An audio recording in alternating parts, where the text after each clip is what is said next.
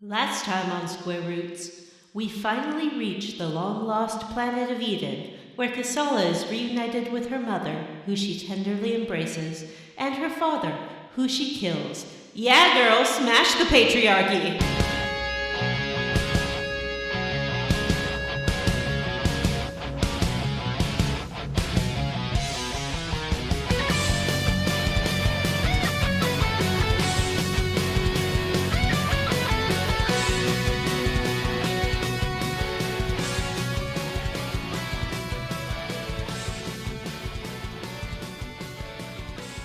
All right. Hello. Hello. Let's say it like a human. Hello. Hello. Welcome to Square Roots. I am your host, John Brandon. With me today is the lovable rapscallion, Matthew Van Zant. Hello. Hello. Hello. Also with us today is the splendiferous Vanessa. Jaster! Yeah, having him in the party, that's the big downside, really. I love Jupus, but Jaster! Yeah, I don't think we've talked about how the other party members constantly scream Jaster's name. But Jupus has the most shrill screaming of Jaster. Yes. Simon has the decency to call him Mr. Rogue. Mr. Rogue! Yeah, I mostly had Steve and Jupus throughout this last dungeon, the terrible dungeon. Oh wait, Steve is the robot, Simon is the horrible, squat little man. Oh, I mixed them up. And on this here podcast, we play a classic RPG, one chunker at a time. Yeah. And right now, we are playing Rogue Galaxy, and we're finishing the game. So if you're just starting up Rogue Galaxy now, you might want to rewind in time to the first episode of our Rogue Galaxy series. Mm-hmm. Don't Or do just it. skip It's a it. trap. Yeah, skip it. You can you listen might to us not talk wanna play about this game. You can listen to us talk about how bad it was right now. That is very true. Right now. Also, we can our podcast is kind of like a book club, but for your ears, which you probably know. But for games, Yeah, you I'm not really good at are that part. all over the place. We gotta stop. I'm screeching letting around you like do a all car the out of talking control. when you have been awake for 5 minutes. Yeah. Hello. But before we talk about the chunker of Rogue Galaxy that we played this time, which was till the end of the game. So we finally finished it, all of us. Good job, everyone. We will do a segment Vanessa called didn't finish the game. Ooh! Vanessa didn't finish the game. Vanessa had 2 fights left. 2. You can't prove that. She 80% completed the final boss fight. Yeah. The best part about this is that you totally were gonna lie about it, and we accidentally busted you. No. Sneaky She was Nessa hinting. didn't finish the game. She was hinting at it for us to get. She was leaving breadcrumbs to that result. Mhm, To the there was clue. a little She's leaving trail clues. to follow. I gave you all the clues. Oh boy, this was the worst game ever. No, But- I'd say it's the third worst. We'll talk about that in a few minutes. I think first we have to talk about how we each individually have leveled up Yeah. since the last time we got together. So, Vanessa, how did you level up? Oh, I went to an erotic circus. Yeah, erotic zoo. Come on. It wasn't an erotic zoo. What the fuck is an erotic? You know what, John? Keep that to yourself. Don't put that out in the world. No, it was an R-rated circus, sort of a circus / haunted house. It was in a proper tent, just like a circus ought to be. And you go in, and there's like plastic skeletons and zombies and all kinds of spookiness, smoke Sexy zoo machines animals. and red lights. And you walk down a corridor, and people jump out at you, and they're like, "Ha ha, blah, surprise!" And then you're like, "Eeka jeeks, I'm mighty scared." So you And then went you to a go- Halloween fair, is what you're saying? Halloween No, carnival I'm is not what you're saying. done talking about it. Then you go and you sit in your seat, and then there is a circus. It was pretty good circus. They had good aerial acts. They had lady on a hoop in the sky, and they had other kind of sky lady. And because it's R-rated, they were very scantily clad. Ooh. And they had man on the silks, those like two long pieces of cloth, and then he wraps himself up and flips around and flies around. And I assume they also were very scantily clad. Yes, they had no shirts. There was man on a No floor clothes, hoop. the scantiliest of cladding. And then there was a guy doing the Wheel of Death, which is always terrifying to see, but he did not die, so that was great. And then interspersed, there was sort of this ringmaster who was meant to be funny, and but the sort of humor was like audience interaction humor, and that he's gonna go and like fake hump a man in the audience, and the man's gonna be like, "Oh no, I'm in a heterosexual panic, help." So I didn't find that particularly funny. He was only funny for the first half of the circus, and then he gets transformed into a vampire, and he's sexy. By which I mean he puts on a pleather shirt and some eyeliner. And does magic tricks like Chris Angel, Mind Freak. Ooh. What the fuck? So, all in all, it was sort of a mixed bag of circus peanuts. I had a funnel cake. They had a little person ride a tricycle around in a jigsaw mask. And I guess say something, but the audio was so garbled I could not understand what he was supposed to be saying, even though he was 3 feet in front of where I was sitting. So he was just like... And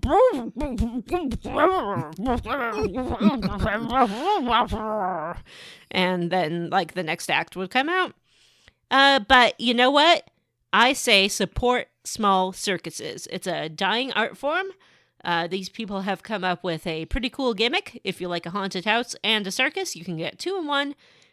Definitely go to a tent circus if it comes to your town. It was really fun to see these aerial acts very close because it was a small tent and had maybe like 12 performers in the whole show. They did a good job. R-rated circus. That sounds very, erotic. Oh, yeah.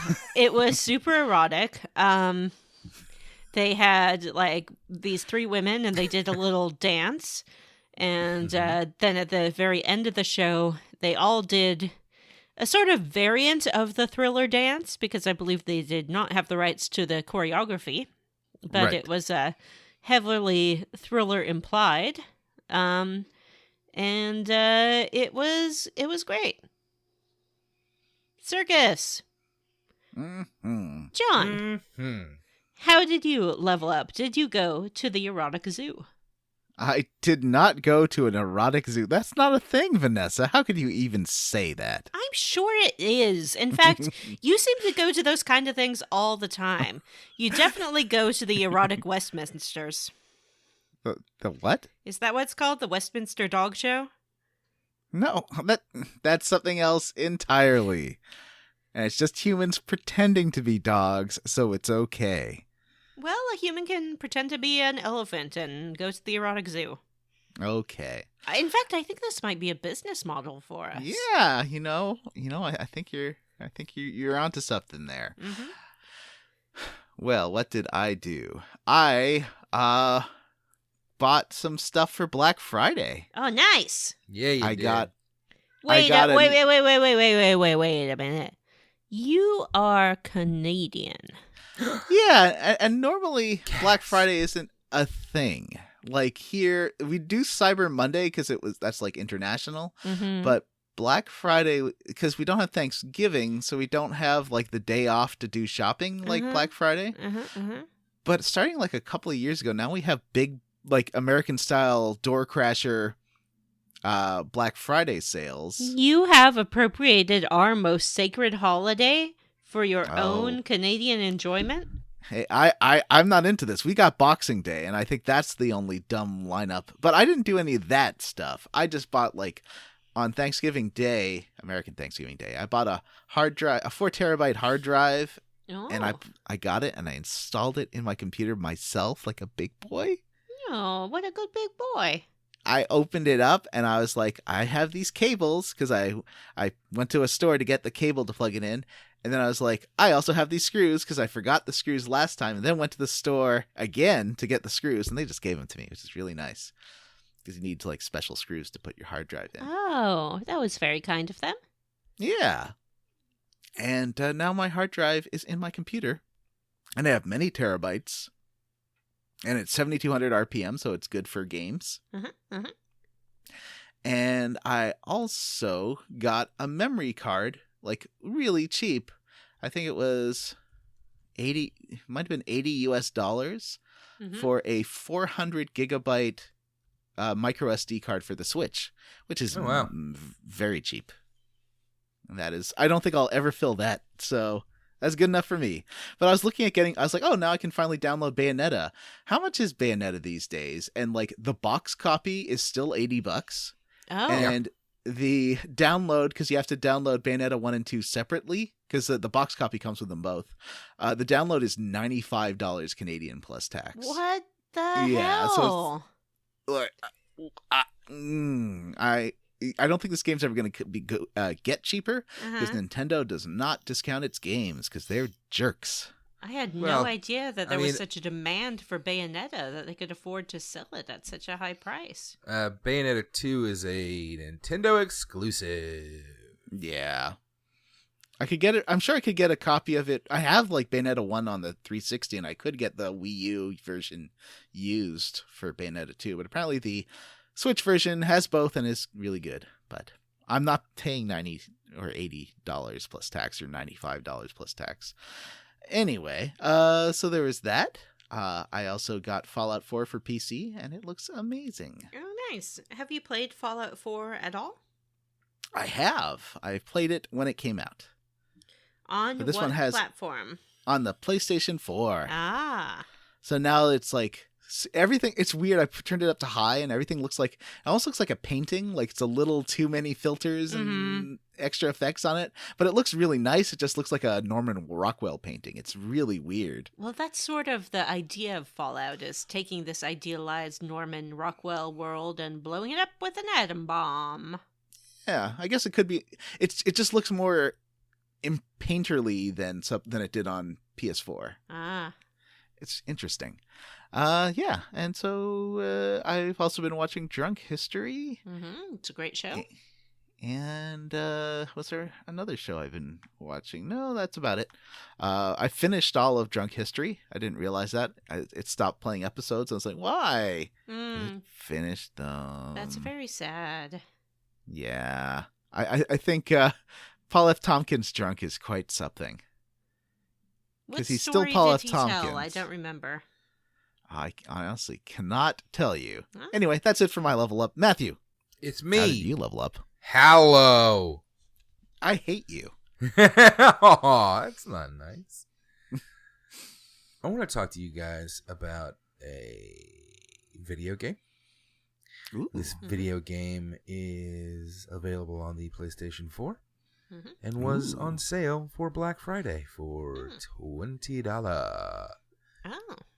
This game is called God of War. Ugh. It's Vanessa's favorite series. Ugh. The War Man with his smashy hammer and axe thingy.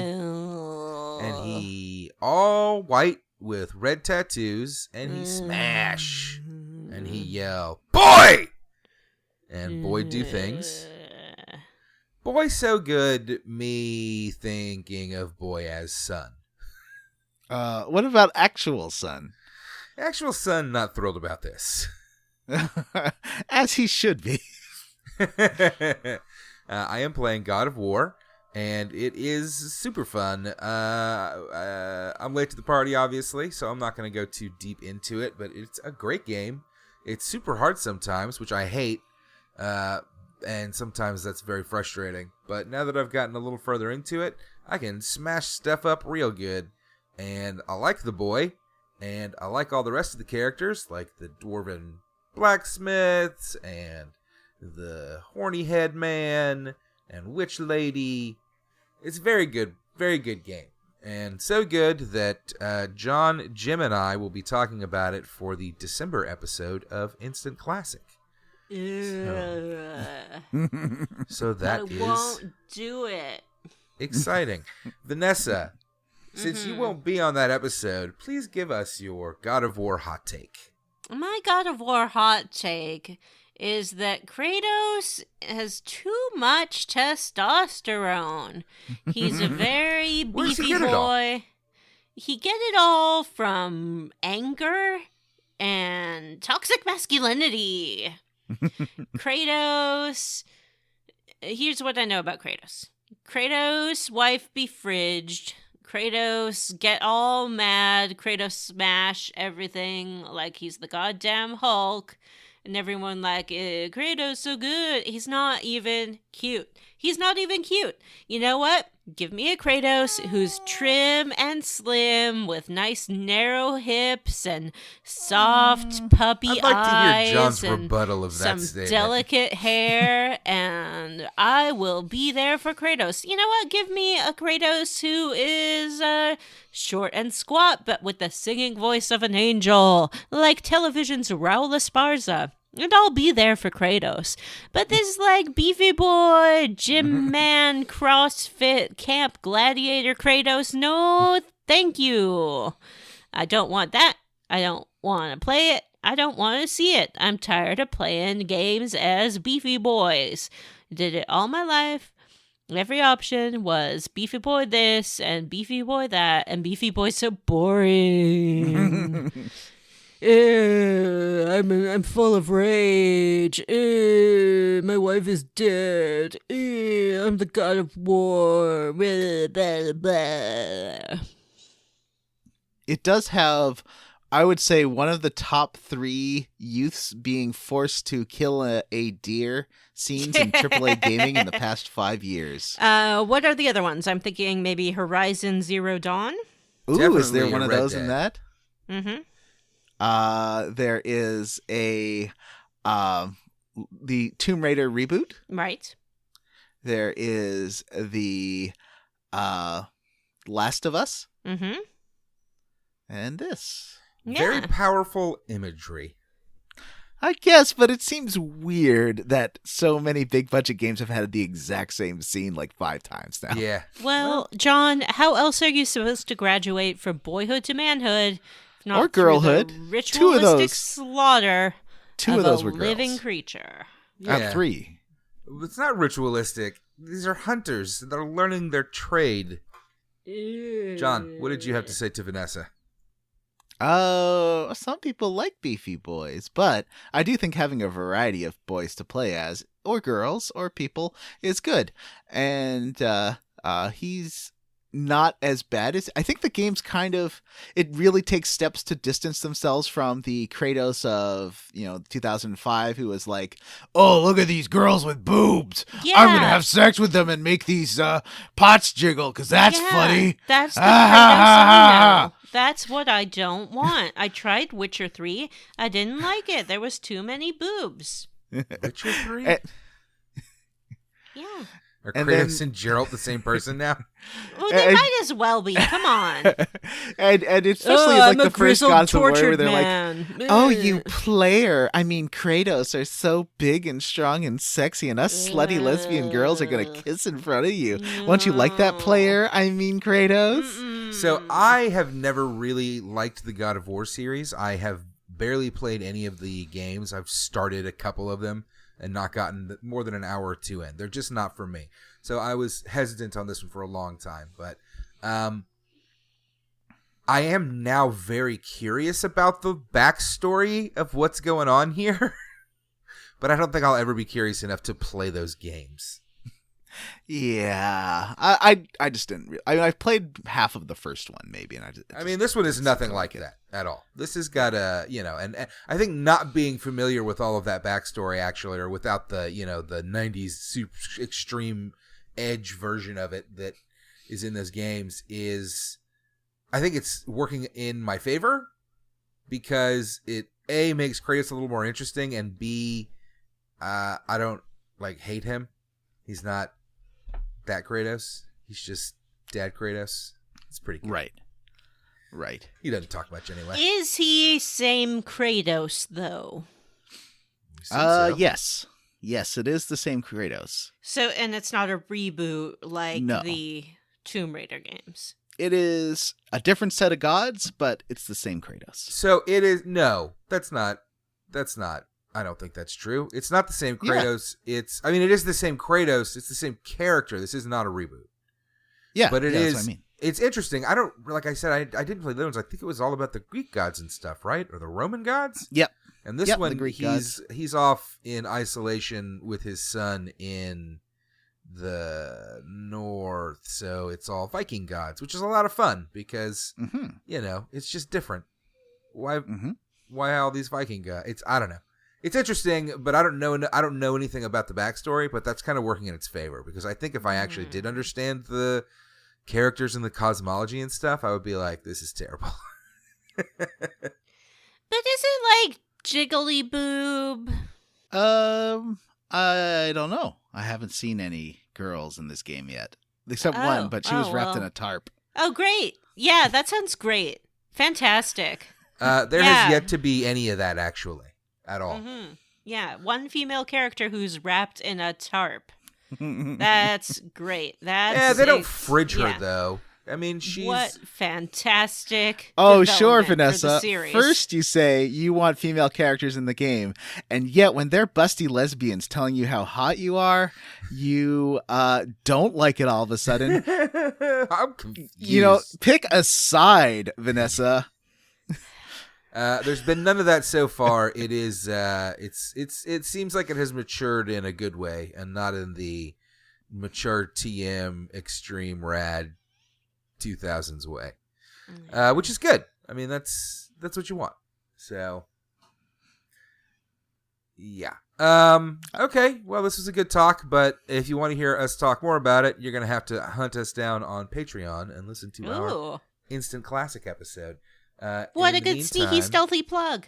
We should get to the frog log.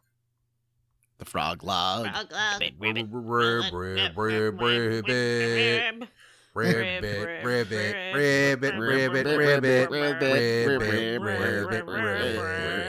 Croaky, croaky, croaky.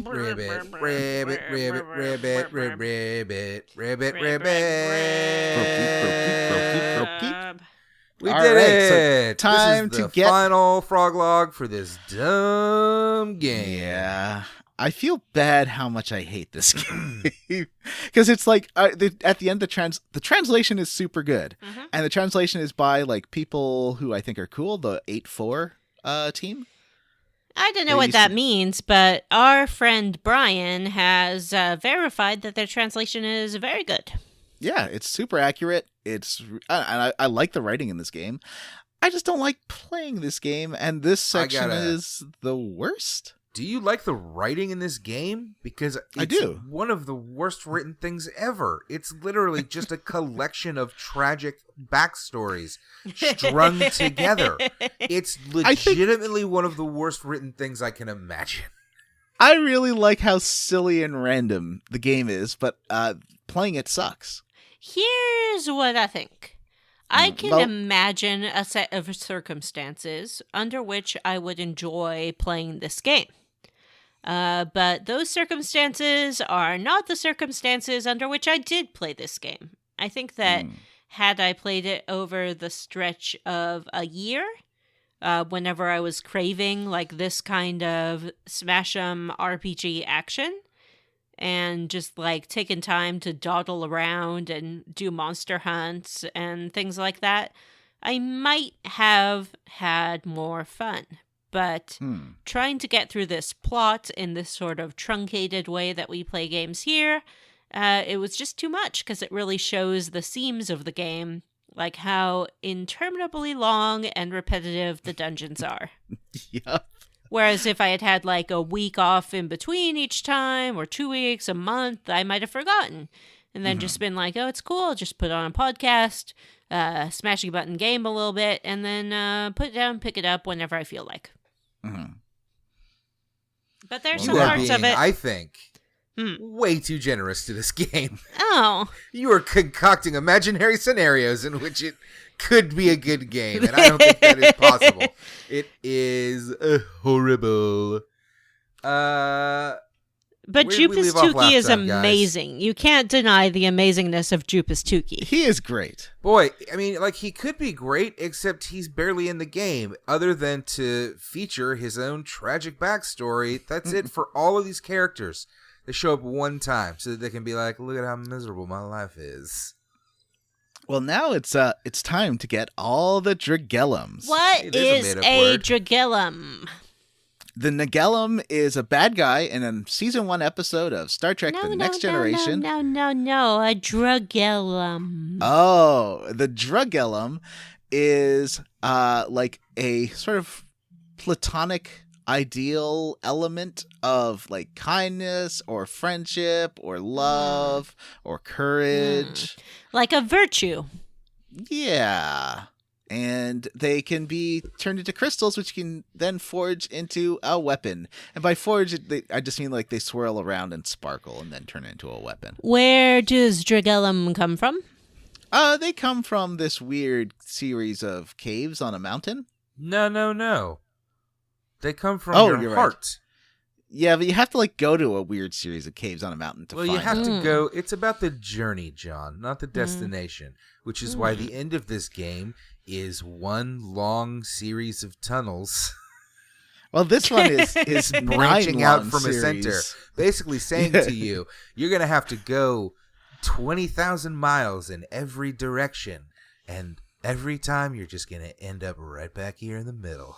Oh, are they beautiful, aesthetically pleasing tunnels with interesting platforming sections to add variety? Long, rocky tunnels that are repetitive. Oh, and have the same there's that divot to the side where their treasure chest is, and there's another little thing, and then you have to go over here, and then the random encounters are every 3 seconds and are off the kind where you have to like jump and you can't just blow them up.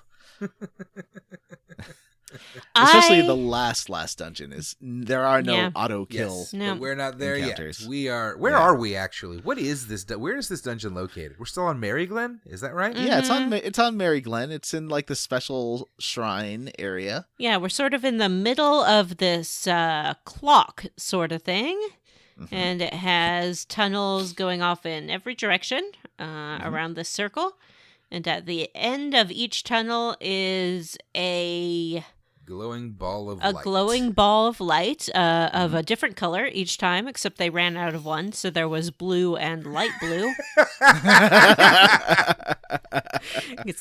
Their creativity was really strained on that one. And you go into the light, and then the Dragellum comes out of your heart. Jonathan.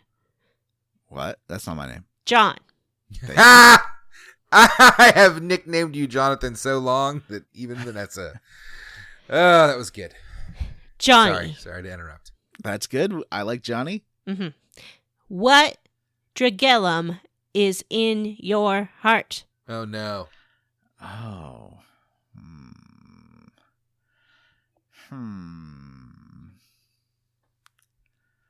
The Dragellum of cuddling. Oh. I'm very cuddly. Oh. I love to cuddle. Aw. I might call that the Dragellum of affection. No. Cuddling. I see. There's no affection involved. It's just a physical act with no emotional connection. Nope. I see. Mm-hmm. Matt, Hello. Shut up. what Dragillum is in your heart? I mean, I think that despite the fact that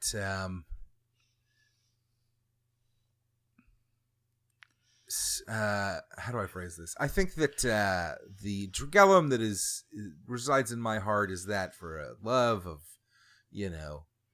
substance abuse. Hmm. The Dragellum of intoxication. Ah. Yeah, that's One of the dark that sums up- Dragellums. That sums up my Dragellum pretty well. Mm-hmm. What about What you, about Vanessa? you? Oh, I'm Vanessa. What's your Dragellum? We have to Vanessa. know this fact. Oh, your Dragellum is Vanessa? Yeah. The Dragellum of Vanessa. The Dragellum of I'm Vanessa, of course. Mm-hmm. But this isn't about our Dragellums. It's about our friends, the Rogue Squad. It's Dragellums. Yeah. John, do you want to walk us through these Dragellums one by one in a repetitive and tedious manner, just like the game? Sure. You walk down a 10-minute passageway to get to Jaster's, Mm-hmm. and Jaster's is the Dragellum of heroism? I don't remember his. It's the Dragellum of dreams. Dreams, because when he was a kid talking about going to space with Raoul, it seemed like he just wanted to go to space, and then like adult Jaster's there, he's like, I'm in space now, and kid Jaster's like, yeah, that's cool and all, but that's kind of lame. What I really want to do is help people across the galaxy. And Jaster's like, I totally forgot about that.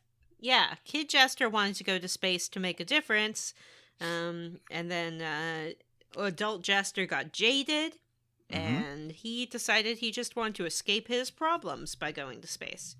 Right. And then Simon, for Simon's, you walk down a 10-minute corridor. Man. Number 1, 10 minutes. No. All of these are a half hour at least. Number 2, it's insane that we're going to have to go through this 8 times. 8 times. I just want to emphasize every time that you do walk through. Let's settle on 20-minute corridor. And an hour-long corridor, and at the end of every hour-long corridor, there is a half-hour cutscene about a character that you do not care about in any way, shape, or form, and the cutscene is just more boring, revelatory nonsense. I where it's feel like gasp. Simon's I at wanted least to help people. Dude. Simon's at least resolves one of the most outstanding plot threads. It does. I do want to give a shout out to the people who stand at the entrance to each corridor. And you can talk to them, and they'll be like, you got to go this way. Down this way is where you got to go. And then they're always standing right next to a signpost.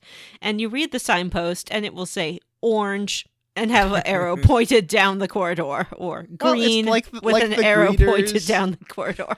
Like the greeters at Walmart, it's more to give people who might not have an easiest time finding work a job that can feel proud of doing. I see. Well, I can support that, although I support very little else that Walmart does. It is good to give people the dignity of work should they choose to engage in it. All right, so Simon, finally we see Chie and Miyoko back at home waiting for him.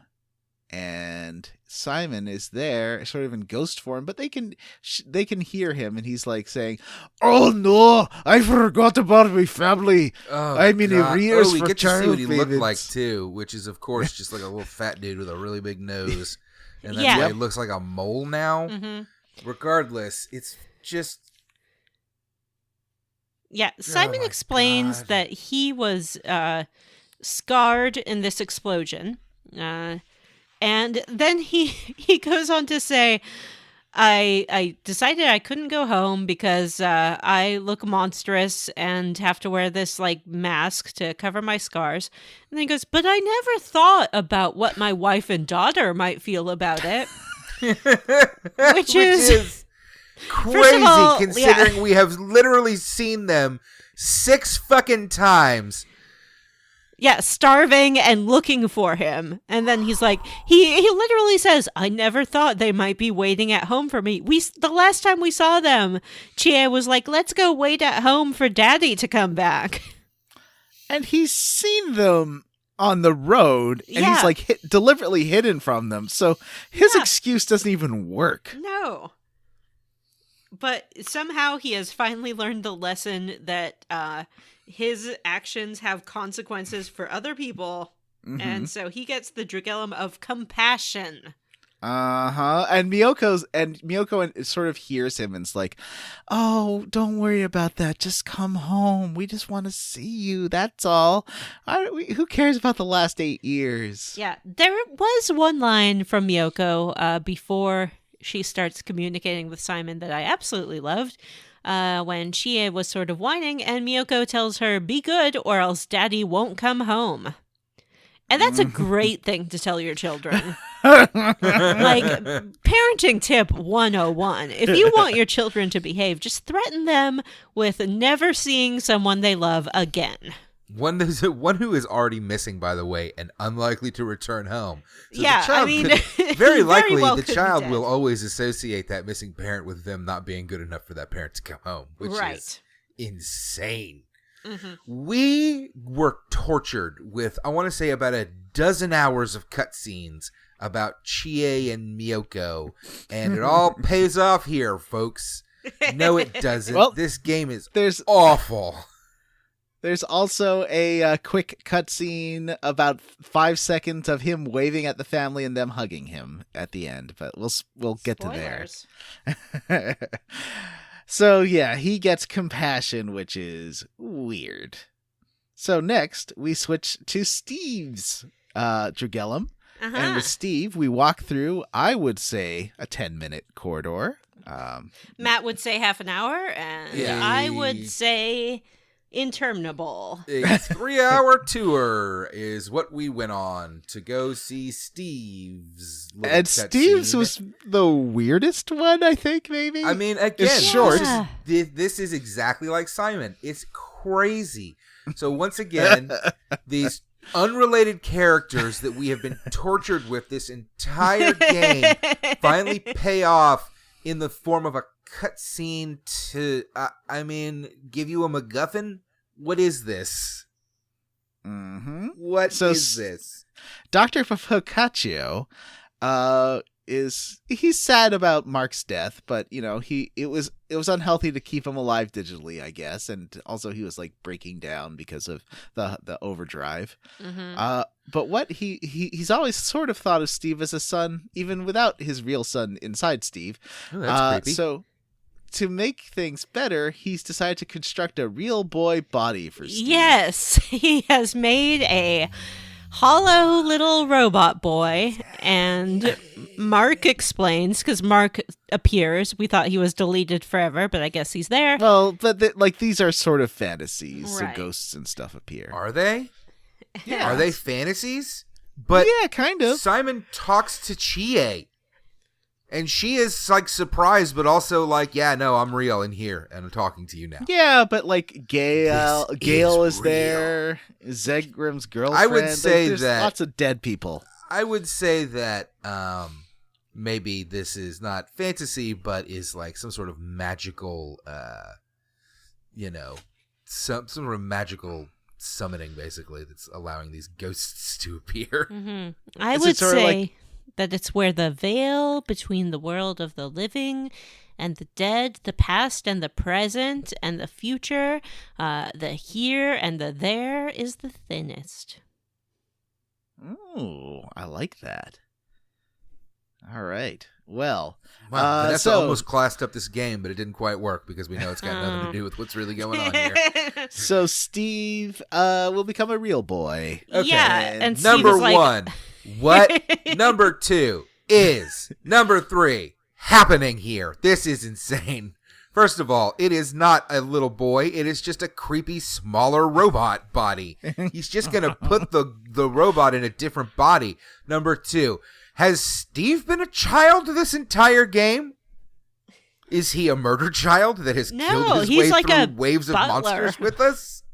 but now he's going to become a little boy, but not really a little boy. He's just going to get put in a tiny little boy's body. Well, Mark explains. Robot body.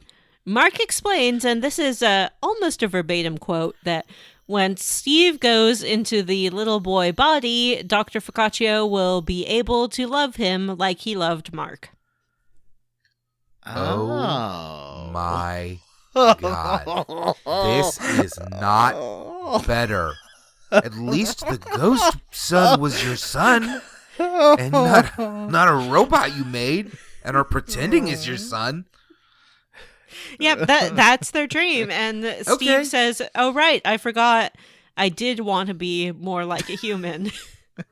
So I guess I assume that this is leading to a post-credit scene where Detective Starr comes back and arrests Dr. Focaccio because he gonna fuck that little robot. He gonna fuck that little robot. It just, they're just in bed together smoking cigarettes. And then they're smoking their cigarettes, and Star comes in, just shoots. He just shoots Dr. Focaccio. Dr. Focaccio, I warned you not to make any more little boy androids. Into which you insert. You put the personality of an adult android in the body of a little boy android, Dr. Focaccio. Oh. All right, let's move on. So Jupus is a shocking revelation. This was the biggest twist of the game.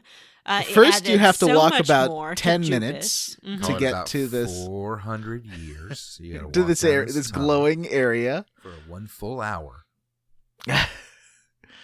And Jupus cuts back to Tony. Jupus Tanuki? Yes, Jupus Tuki McGonnell is seeing himself and Tony's going through Jupus's work. It's realized Jupus has made a mistake, and this mistake could kill dozens of people. Yes. And Tony says, I've got to stop him. I can't tell him because he'll just be mad at me. But if I sabotage his work, then whatever he's working on will never happen. Tony waxes poetic about how Jupus is a brilliant scientist, and should this product be released and people end up killed or harmed, Jupus will be so crushed that he'll stop his research, and Tony believes that that would be a serious loss for the galaxy. So Tony does something so noble and so beautiful and so full of love that I can't barely even handle it. Jupus / Tony forever, OTP. Tony spills the coffee onto the computer. This causes Jupus to wake up in a panic. He scolds Tony very hard. I have a great screenshot of that scene of him scolding him because it's just him wagging his finger at Tony. It's amazing. And Tony's just bowing over and over again. Yeah. Jupus fires Tony. He tells him he's terrible. He's awful. Papers go flying everywhere. And then real Jupus picks up one of the ghost papers. I guess showing that you can interact with these visions. Don't ask the rules. The rules don't make sense. He immediately sees that Tony was right. There was a fatal flaw. Jupus questions how he could have missed it and speculates that it was because of sleep deprivation. But then he realizes, no, he just was too proud to believe Tony, so he pretended not to see the flaw, convinced himself it wasn't there. And Tony saved Jupus. He saved his reputation. He saved the people who could have died. He saved Jupus's love of research. And he did it all because he loves Jupus very much. And then Jupus is like, and you could be my assistant again. Which is just not great. We went from a horribly disfigured man abandoning his family to a robot being turned into a tiny boy robot to office politics. Well, I think there's more to it than that. I think those two are in love, and just won't admit it. 100% think that they're in love. And here's why. Because Jupus says to Tony, I was awful. Can you ever forgive me? And Tony says, whether I can or I can't, I'm your assistant for life. Oh. You know? So Tony's basically saying, you know, what you did was really awful, but I love you so much that we're going to keep going. That's unhealthy. Well, so is spilling coffee on his work instead of just convincing him that there was a flaw in his design. There had to have been some kind of medium step he could have taken. So remember when we said that Tony seemed like the nicest bad guy ever? He was. God, Tony's that was not bad at terrible all. the time, and it was terrible this time. Tony is the biggest hero of this game. I do love Jupus, genuinely though. love that whole thing. I don't mind these Dragellum scenes. I think that we actually get story and things happen, and you know, this other than the crawl to get there, I think the Dragellum stuff is fine. Well, good news. There's a lot more to go. We didn't talk about the important thing that happens after Jupus, or whatever order you do these in. After you get 4, you get attacked. Oh, no. By Mother. That's right. Somebody explain to me what Mother is. I don't remember other than she big bad of game.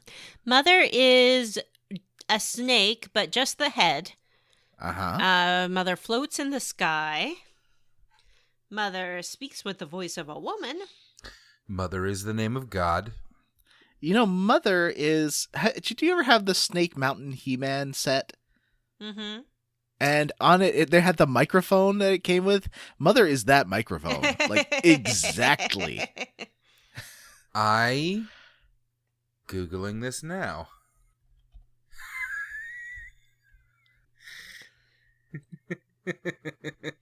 I believe that's the sound of a Matt who is agreeing with the description. Sorry, John. Sorry, listeners. Yep. Sure as fuck is. Yep. Snake Mom.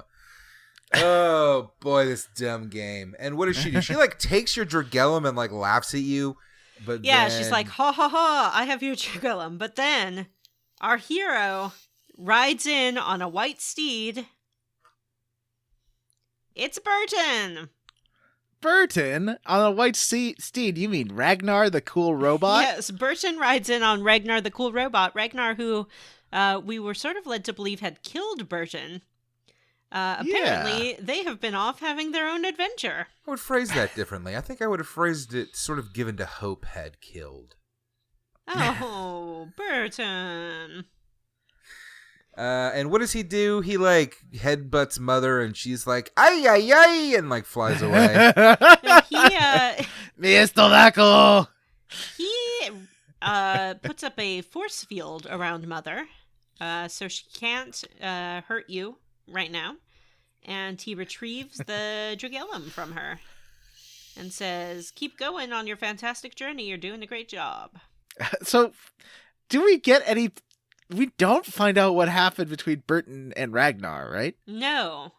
Because it sure looked like he was about to kill Burton. It really does. I would hope that there's some kind of DLC that tells the story, the lost chapters, the lost Burton chapters. The Burton chapters. That explains what happened to Burton and Ragnar and what kind of adventures they went on. Because that would be great. I would love to see that. Burton and Ragnar, they're best friends, solving crimes. Saving Is he a the ghost? day. Well, Burton was dead and then resurrected. So I guess he's a ghost. Or a Jesus. So back to the rest of the Dragellums. That was sort of an intermission where you can't hurt, because you actually do fight Mother, right? And No. Mother's just invulnerable? It's just a cutscene. Oh, okay. I couldn't remember if it was a real fight or not. Nope. So, next up, Lilica. This one is... I would say the third most problematic one. This Yeah. is definitely 100% the longest one, because I accidentally did it first, and it solidly took me 2 hours. Don't even pretend otherwise, John. Don't you even fucking pretend otherwise. Let's say it was a 10-minute walk. You motherfucking goddamn. So Lilica needs courage because when she was a child, Mhm. she didn't save her mother and sister from a giant space monster. Right. I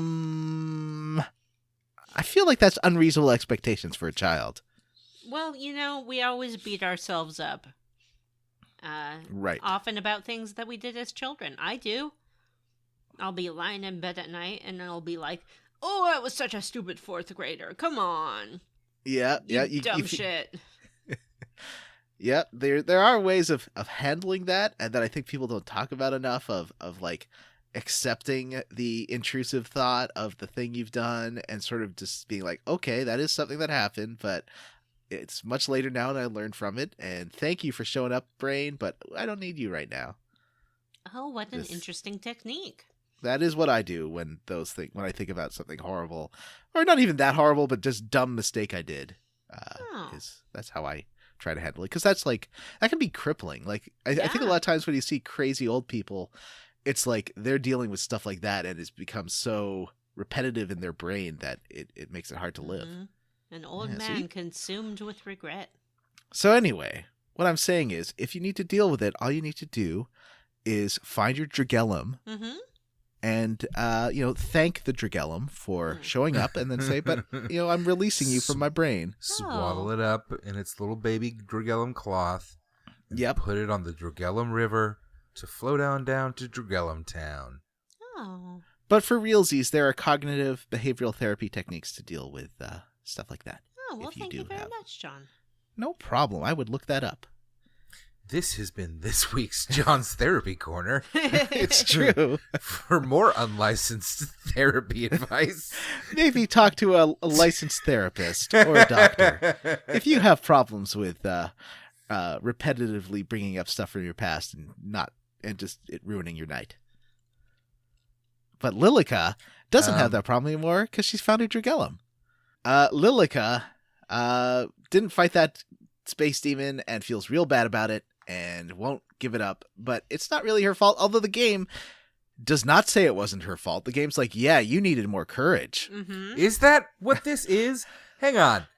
Is that what this is? This is them telling the Dragellum is them telling them what they need? Like at the end of The Wizard of Oz? I think it's like saying something that they lacked or something they're having issues But with. they don't, because at the end of The Yeah. Wizard of Oz, he was smart all along, and he had courage all along, and he had a heart all along, and she was at home all along. Was she? Yeah, because she's a crazy Spoiler. bitch. Oh no. Is that why they sent her to an institution? Yeah, she was just imagining the whole thing. Oh, that institution scene in Return to Oz is one of the scariest things I've ever That seen. movie is great. It is. I hope you terrify your children with it real soon. Yeah, everybody should terrify their children with that one at least a few times. Mm-hmm. All right, so Vanessa, what's your hot take on Lilica? Why does the game seem like she should have fought that thing? I don't know, but this game is real weird about ages. Because her little sister in the flashback looks to be about 2 years younger Yep. than she is when we see her in the present. Yep. So I guess it's implying that Lilica is like, what's she supposed to be now, like 20? So I guess she was 17 in there, so that's why she's beating herself up. But she doesn't look 17. She looks like she's 10. Yeah. I'd say she's 10 and the sister's 8. And now I Lilica bet is like Lilica 17 is and her sister's 14 in this 15. game. Yeah, I think the sister's 15. great. So glad that she got married then to the love of her life. Yeah, I think it's a real bad message. Like, hey kids, if you see your mom get hit by a car, and you didn't save her, then it's your fault. Yep. And the game does not question that. It's like, yeah, here's some courage. The stuff you This should have game had is back then. Full of bad messages. Yep. I still don't understand how So what we get is the Dragellum of Courage. Is that right? Yeah. So but the Dragellum comes from her heart, so she had the courage. Next up is I just don't understand. Dragellum. She So, did to get kill to that monster later with Jaster, as you'll recall. It's true. Zegrum, well, first you have to walk I'd say about 10 minutes through this dungeon, or through this hallway. Oh, maybe like 3 if you run. No, it's definitely more than 3, especially with all the random encounters. And then you get to go back to his past and his love. This is back on the planet Zoobly Zoo. Good news. Mm-hmm. I got distracted and walked away from my television for this one, and I don't know what happened. So you guys get to tell me a little tale of what happened. This one's the best one. It's absolutely the best one. You're on Zavala, and Zegrum is there with, well, he's not there. His girlfriend's there, and his girlfriend's like, oh boy, I can't wait to see Zegrum. Me and Zegrum, we're so in love. They're going to go off on a little trip together. There's an old man hanging around, sort of fake flirting with her, that old man way. And she's like, I'm waiting for my boyfriend. And he's like, oh, well, I wouldn't want him to get jealous. Ugh. And so meanwhile, Zegrum is walking out of the Galaxy Corporation Hall, slowly. But the old man gets attacked by a bee. Yeah. Not a regular bee, a giant robot bee, like one of the ones you fight. The killer bee type. And the bee is about to sting him and land on him. But the girlfriend, whose name I can't remember and the script doesn't say, throws herself in the way and gets stabbed and injured by the bee. Yep, it's a real my girl situation. And Zegrum comes in and shoots the bee, but it's too late. My girl has happened. Macaulay Culkin is killed by the bee. And then the ghost of the girlfriend's there, and he's like, why'd you do it?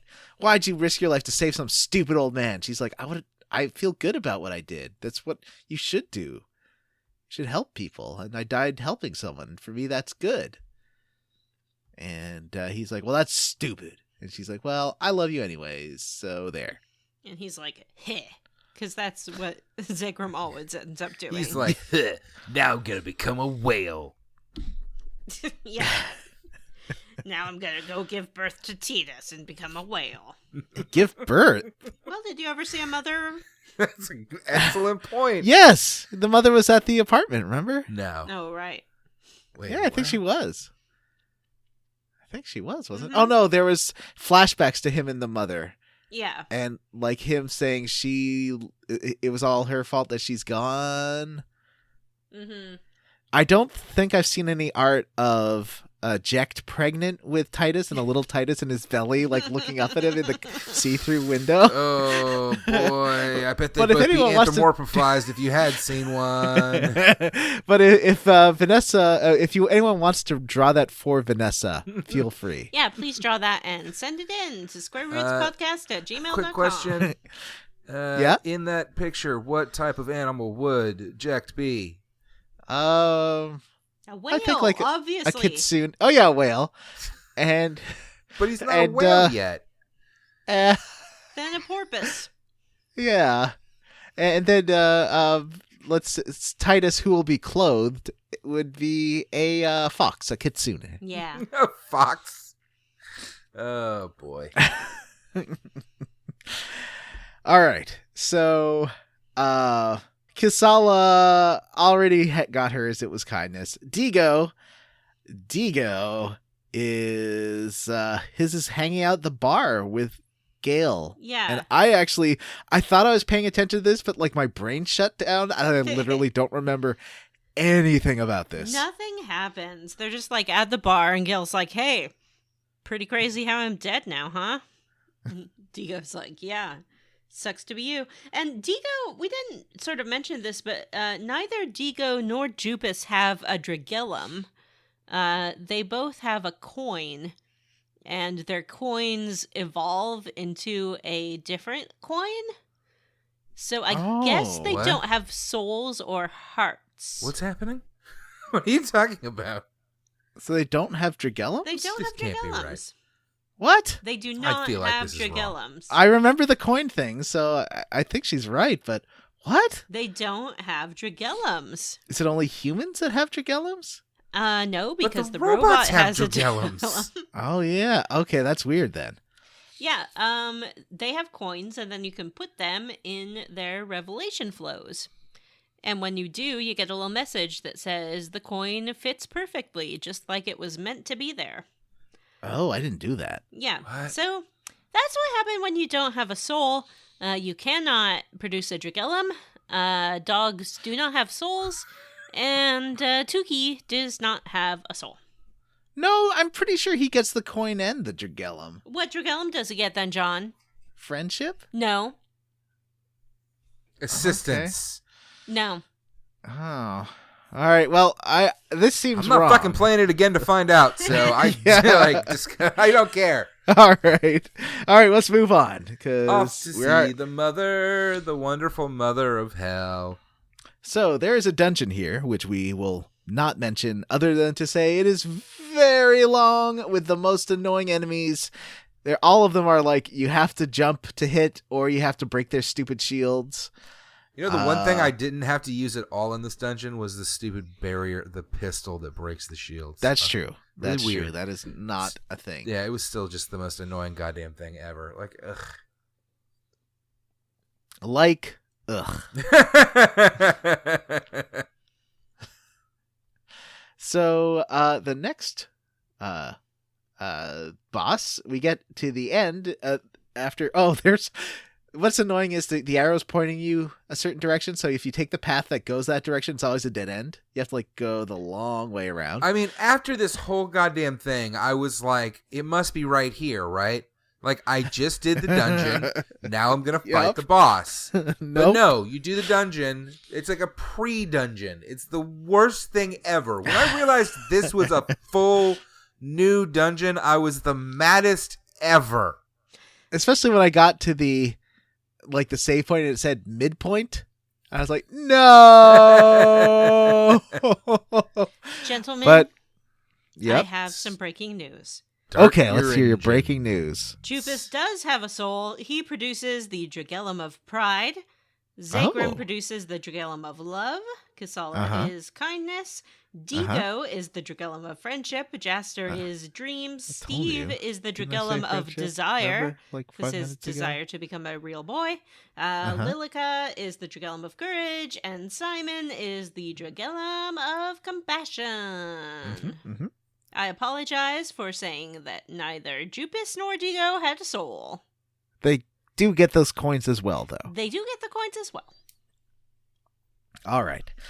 So, we get to Mother, and Mother is just like that Snake Mountain microphone, and it just rises up to attack us. You didn't even talk about the guy who makes us a sword. It's the most Oh, important yeah. part. Oh my Sorry. god, how did you forget that? That's the So- point of all these Dragellums. Yevon is there, and he's like, We I were will talking about make how you- long the dungeon is, by the way. John, what's this dungeon like? This dungeon's about 2 hours long, I'd say. Yeah, but what It's it the look like? same as the Dragellum dungeon. It's the Yeah. same rocky corridors, except now there's some lava on the floor that will burn you if you step on it. So, Yevon crafts his sword for you. Now you can stabby. That's right at the beginning of the dungeon, though. It's a big, dumb-looking sword Yeah, and it's not as powerful as the other sword, but you have to use it for the final boss. because it's the only thing that can pierce Mother's heart. I I Or always head. believed that the only thing that could pierce a mother's heart or head was the mournful cry of her baby. Ooh, possibly true.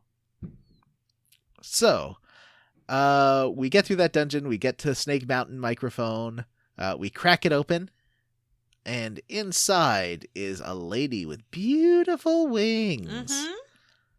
You got to crack it open by firing your monography shot, which we haven't talked about since like the very first battle. You fire it at Mother, and then it creates some platforms, and you can jump up there and hit her with the special sword, at which point Jaster falls into the lava, but he's fine. He just then appears back on the platform, and then your whole party can fight her head. I didn't do this. This is what you do, and But that's not what I did. what you I didn't use the monography shot whatsoever in that Mother boss fight. Oh yeah, neither did I. I absolutely I did read somewhere that you could, but I did not. What I did was I hit Mother in the chest, and then Mother doubles over with her head against the cliff, and then you can you have 20 seconds, you can whack her head. Yeah. And then it goes back. Well, now I feel like a real chump for wasting my time with the monography shot. I don't know, that sounds faster. Maybe. It was pretty fast. And then Yeah, after you it crack was her pretty open, long. It's super fast. To do it the way that John and I did it took a while. It was annoying. Yeah, and I did it 3 times, so Use your monography shot. so the other way, or the second form of Mother is the beautiful woman, and her face is so low res it looks like a Metal Gear Solid 1 character. Like, this game has some issues with its graphics. Yeah. And so there's a whole dialogue scene between her and Jaster. Oh, right. We finally Because- get Mother's tragic backstory. Well, he sort of glosses over because he's like, so Jaster gets filled with the spirit of the Space King, Star King. and he's like, Ilzabella, how could you? She apparently was a witch who was friends with him, and she got corrupted by the rune and she doesn't even remember being a human. Yeah, she's like, how could you imply that I was ever a filthy human? Uh-huh. And then he he's like, says, oh, I see the Dragellum or whatever rune has taken your memory, so I'll give you something in return. A quick death. mm-hmm. Maybe And he you says really do. painless Like, death. I just did a peaceful death. Oh, a peaceful death. I Through used murder. Jupus's aromatic flavor, which is the Mhm. best buff in the game because it doubles your attacks. Mm-hmm. And I used my zappy illusion sword and just wailed on her and destroyed her in a minute. It was great. I used the Trinity attack between Jaster, Kasala, and Eye Patch Eject. Yep. And it took maybe 3 of those to kill her dead. Ah. Well, when she's dead, everyone's like, oh, finally, we did it. This is Mhm. all over. Game over. We're done. Oh, but not so fast. Wait. We see a ship overhead. It's the Datron ship back again. Right, those people. Uh-huh, with Gorp Garp, Gorpgar, Dr. Dr. Blarf. Robot, and Torpedo Boobs. Norma. Mhm. I remember her name. I think it's Volkar, and Dr. Izod, I think. Yep, they have finally come to get Rune. But They're like, in a horrible gotta twist, slip it all up. Rune get them. What? Rune get them. Oh, no. The Rune, I guess, the whole time we've been in this volcano, and the volcano, reaches up with a lava hand and grabs the whole ship and mushes it together into a little ball and then spits out a glarp glarp, torpedo boob, robot scientist, airship hybrid. Uh-huh. They are all Each one of those- creature. Yeah, it's got 2 hands, 4 robots, a Dr. Izod at the top, and then a Norma at the front. And It's one of the most bonkers things that's ever happened. And it's also just the fucking cherry on top of this shitty game. It reminds me a lot of the Sin fight.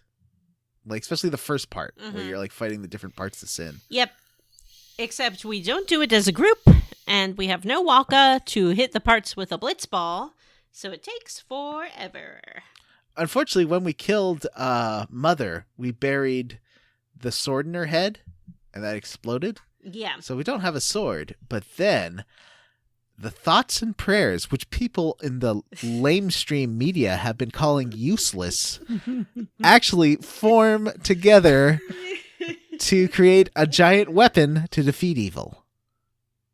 Yeah. So That's thoughts and literally prayers what happens. are the greatest weapon. This thing is a in the giant world. sword that's literally as tall as 3 Jasters and has like magic light coming off of it that makes it even longer. And it looks ridiculous and terrible. And it swings like one of them Dark Souls weapons that takes 5 minutes to do, or 5 seconds to do its attack animation. Mm-hmm. Oh boy. So that last fight. But let's get to talk about the first fights. So Jaster Listeners, did you gets the enjoy sword. having us talk about each Dragellum for each individual character? Now we're going to talk about each boss fight for each individual character, because that's what this game is about. Yeah, I mean, Some okay, of them so are you've been easier building than up others characters. because some have gimmicks. And I Yeah. like a gimmick boss fight, but I don't like Yeah. these gimmick boss fights. Well, there's too many of them, and there's no checkpoints. Like, from the first Mother fight through to the end of the game, there are no checkpoints. That is 10 boss fights in a row with no checkpoints. Yeah, that's crazy. That is the worst. So first off, it's Digo fighting a giant hand, and there's 2 of these fights. First Digo off, and Jaster launches them onto the ship, which is really fun. It's a fun little scene because he's super Jaster, and they all get glowy red as well. I don't remember this. Yeah. Explain what you're talking about. So Jaster is glowy red, Super Saiyan Jaster, and Super Saiyan Jaster like launches everyone up onto the ship, and it's like each person flies like a bolt of red light, and everyone is glowing red when they fight. Yeah. And this is Jaster, not Star King, what took over Jaster's brain and body to fight Mother. They start talking about how amazing it is that Jaster now can tap into this power and still remain Jaster. I believe Simon calls it a real awakening, which I found really, really an interesting way of phrasing it. So you get Digo versus a hand, and I think there's 2 of these hand fights, and they're the same. One's with Digo and one's with Zegrum. Is that right? Jupus, No, one's with Dookie. Jupus. So Digo McDonald. and Jupus both fight these hands. And these things are big hands that stick out of the ground, like from the elbow. They have Their weak point is the big green ring on their finger, and you have to on their finger shoot the finger ring, and that makes them open their hand, and then you can jump attack their hand. And you have to be super careful because they do have an attack that will fucking knock your health down to like 1.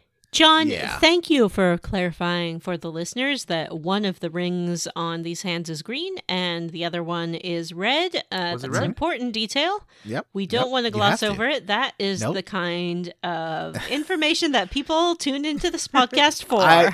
You have to let them know, or else we will get letters. They'll be like, actually, one of the rings We've never is gotten a red. letter like that, and if we did, we would throw it in the garbage. So after this one sucks because you cannot do any sort of like area of attack or attack all ability that just hits it, which is awful and the worst. Because it's a tall boy. You have to use top. What I did was just use top dog, which doubles your axe power, and then just smackety. It's the wrist dangle the hand has that you are really aiming for, and you do lots of damage to it, and it goes away eventually. It still took a long time. I mean, it takes a long time because you have to defend a lot. So these are just long. I'd say each one of these boss battles takes about 3 hours. And it's just defend and then attack and then do the gimmick and then defend and then attack and then do the gimmick. Well, after Hando, the next two are super easy because you can use area of effect attacks. Yeah. Yes. Yeah. Simon and Steve get to fight what look like Mouser robots from the Teenage Mutant Ninja Turtles cartoon. Mm-hmm. Yay! I love shoot those. missiles at you. And they're super easy because you can use your ability to spam them to death in about a minute. You just use ability, move to the right, it shoots its missile in the wrong place, use your ability. Then the last one. Then the last one is Lilica, yet. And Lilica, Lilica's the the last one of middle the one. Mousers is All right. Lilica. And Lilica is confused. It's very confusing because you don't fight the Mouser? Sounds like No. Matt is confused, not Lilica. I felt like my knows game was a exactly little what was going on. broken at this point, to be honest with you. It took me a couple of tries to target the right thing. Yeah, So you you don't have fight to- Mouser, you fight the thing on the wall behind Mouser. Okay, that's what I said. Yes, you don't fight the Mouser. You have to kill the thing on the wall behind the Mouser, and it's confused. It's a node. It's like a fleshy Yeah. glyph. Yeah, I guess it's she the does only have one an like area this. of attack thing, but I didn't have it. So I just gave her like boost arrows and shot the thing, and then The serpentine bow. It took me 2 minutes maybe to do this one. Yeah, the missiles don't hurt you that bad, so you literally, I would just get shot, basically. I did go through all of my recovery items. Yeah, the first time I died, I went through almost everything. I still had enough of those like try resurrects to get through it, but the second time I took a break, went to the store, bought all the healing items so I could have enough for the run. And that I mean, I had already had a lot of mine ground down, but I had restocked what was available at the last store. There you could get more potions at least and a few other things.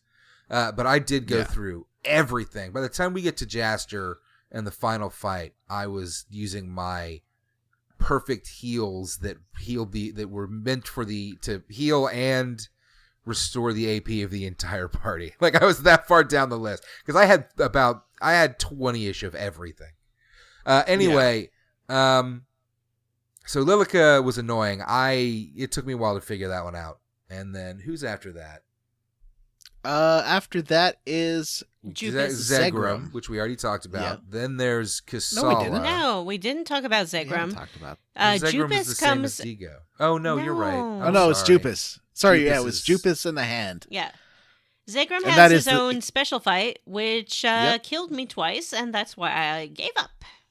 That one, I got through that one without taking any damage. It's really easy. Yeah, me too. All you have to do is run to the side, shoot the little badge on the doctor's chest, and then his hand goes down. You jump And up then the you can hand use and you hit the thing.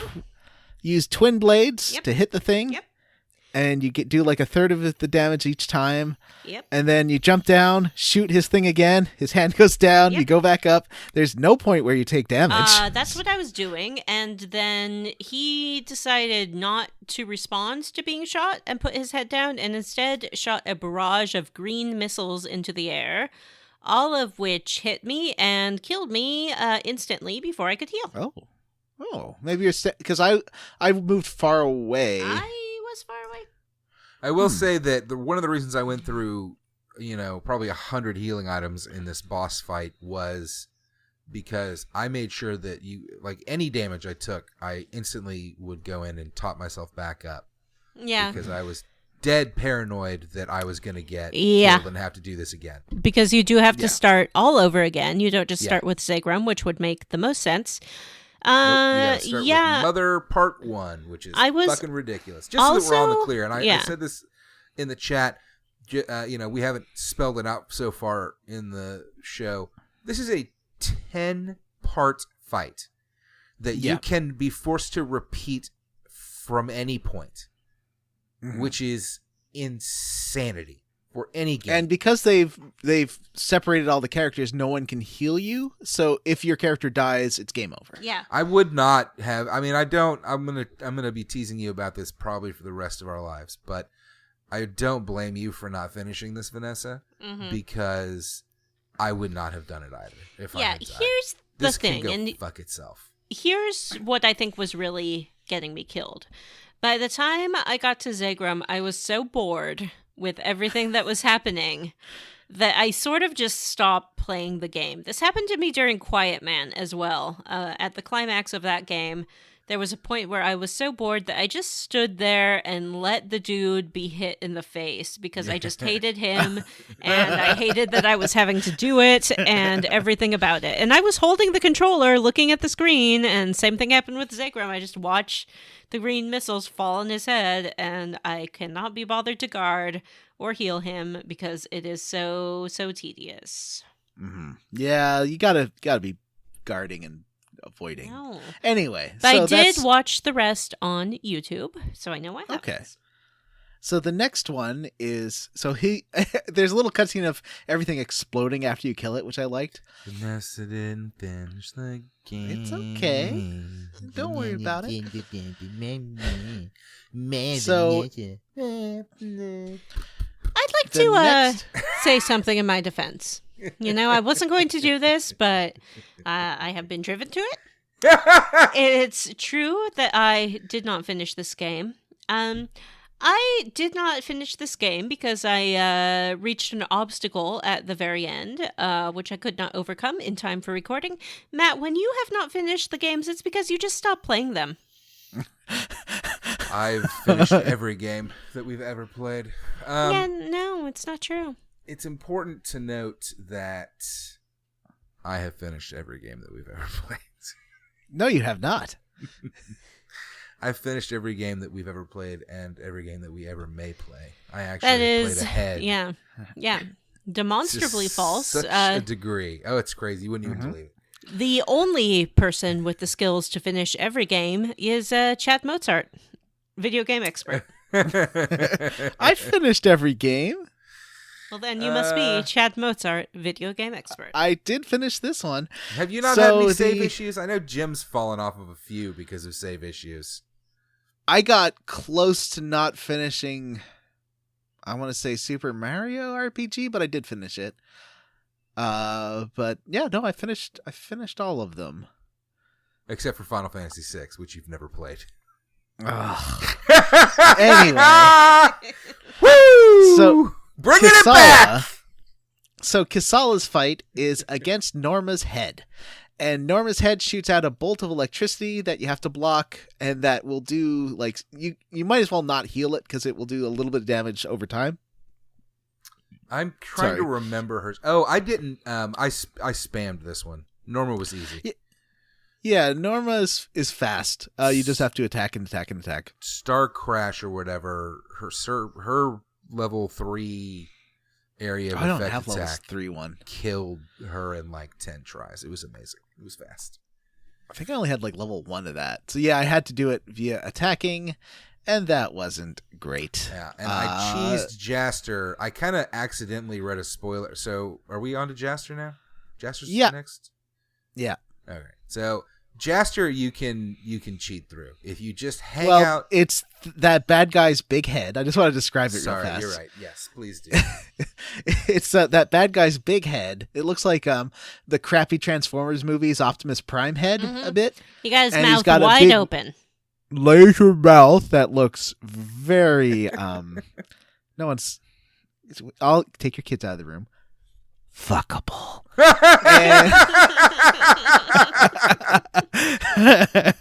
And yeah, so you got to avoid that big old laser coming out of his mouth, which Matthew will tell you about. And to further set the scene, it's Jaster on a platform, basically an outcropping of rock or something. And this giant face is in front of him, and Jaster is all Super Saiyan and has his giant sword made of thoughts and prayers. And this is, from what I read online, I Googled it before I got into it, because again, I was terrified of losing this fight. Apparently this is like one of the hardest fights in the game. People like really fucking hate it. A lot of people don't finish the game. because that beam attack, he does a beam attack that I think will basically one-hit kill you. I never got hit by it because you can hug to the left side of this platform, and for some reason, the beam attack can never hit you. So really, it doesn't do that much damage, and you can just stand there with your giant sword and swing away, because the sword is literally like 30 yards long, and you can attack the face all the way from the back. So, when I died, I got killed by, he opens up his eyes and they glow red, and then these orbs appear where you were like 5 seconds before, and those orbs do a ton of damage if they hit you and you aren't blocking. No, they're unblockable too. That's the thing. No, they're not unblockable. I took a long time on this fight because I stayed in the corner and hit him two times per chance and just blocked the rest of the time and healed, and he would knock off while blocking, all that stuff would knock off 100 or 200 HP, but that was it. For me, those things would do like 800 hit points of damage even when I was blocking. I don't know what the heck was up. That's weird. And all the buff items you can, because you have like guard buff items and stuff, and I tried using those. Those last about 3 seconds. Oh, really? So there's, they're bad. It's important to note that in this fight, you cannot use any of your abilities. So all you can do is stand there as Super Jaster and swing your sword at this thing that is does a crazy amount of like impossible to dodge damage. Other than this poor design where you can just hug the side and never get touched by anything. The Hopes it's really and Dreams terrible. sword is so big. It's bigger than Cloudbuster. Mm-hmm. It's bigger than Masume. Mm-hmm. The sword is easily like 10 to 15 feet long, and then it has like an aura around it that extends another like 15 to 20 feet. It's huge. Yeah. Sometimes it's really inconsistent as to whether or not it'll hit the boss, which is really annoying. Yeah. And also the attack animation is several seconds. So if it's about the boss is about to attack you and you do an attack, it's like Dark Souls. You have to really time it to make sure you aren't in a vulnerable attack animation when you should be guarding. And the boss will cover its face so that you cannot damage it, which is great. And then it still attacks you, so you have to just kind of hang out and not get blown up. If you attack its hands, it will block them pretty fast. Oh, really? So that's how you quickly kill that boss, is you have to attack the hands. And that will limit the number of glowing eyeballs that kept trying to kill me. Gotcha.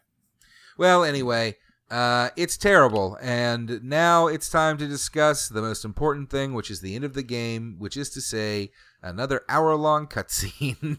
Mm-hmm. It's not the longest ending we've seen, for sure. I don't know. It just feels like it because I haven't at this actually point, finished you're any of so these games, ready so for it to be I done. don't know Whoa. what the cutscene endings have been like in the confession. past. Caught on Whoa! tape. Oops. Did I say that out loud? So our heroes are standing in the middle of a lava river, and they're like, well, we saved the day, but now we're going to die. Then come Papa in his ship, and oh no, he's like, hey, we're getting out of here, and the ship sort of rocks around a little bit, and Papa disappears, and everyone's like, is he okay? But spoiler alert, he is. Because he pops back up over the edge and pulls everyone to safety. They fly away. Lava balls start spitting at them. We get lots of imagery of lava hitting the ship and like spreading out. Because it's rune, it's not lava. Right, it's rune. Then the ship grows wings. Because the rune, I think what they're saying is rune kind of reflects the personality of the person that gets infected with it. Right. I think rune was sort of a neutral force all along. Yeah. So instead of it turning into an evil ship, it grew angel wings and flew away. Yeah, because and it this was is a good the ship. longest The lollipop. cutscene maybe in the history of cutscenes, because you do get like a real fun trip through like action scene lane of like, oh well, They're on a rock. Oh no, there's lava. Ooh, the ship's got to swoop down and save them. Oh, they're saved. Yay, they're getting away. Oh, what's that? They're not able to get away for some reason that doesn't make a lot of sense. Suddenly the ship just kind of dips down into the water for funsies, basically. Yeah. Into the lava I think the engine got smacked. And then it grows wings and it flies away, and the whole time, oh my God, what's happening? Yeah, it's great.